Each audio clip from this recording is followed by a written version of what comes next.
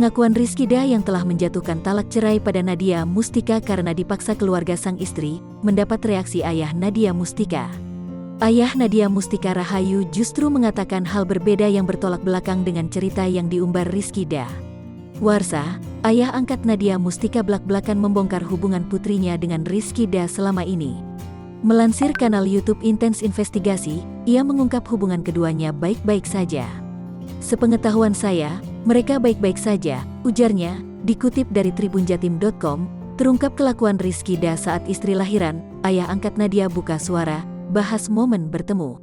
Ia juga mengatakan bahwa Rizkyda dan Nadia Mustika Rahayu masih berkomunikasi dengan baik.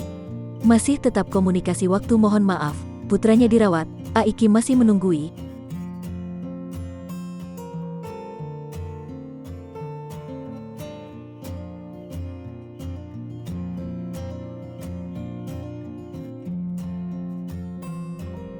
Waktu Nadianya sakit juga masih tetap komunikasi, lanjutnya.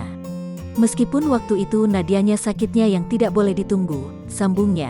Warsa juga mengatakan ia bertemu dengan Rizkyda saat Nadia Mustika Rahayu melahirkan putranya. Waktu melahirkan, Aiki juga datang ketemu dengan saya, biasa-biasa aja, baik-baik saja, kata Warsa. Karena tempat tinggal Nadia dan sang suami yang terpisah, Warsa juga menuturkan bahwa Rizky harus bolak-balik dari Jakarta ke Bandung untuk menengok putranya.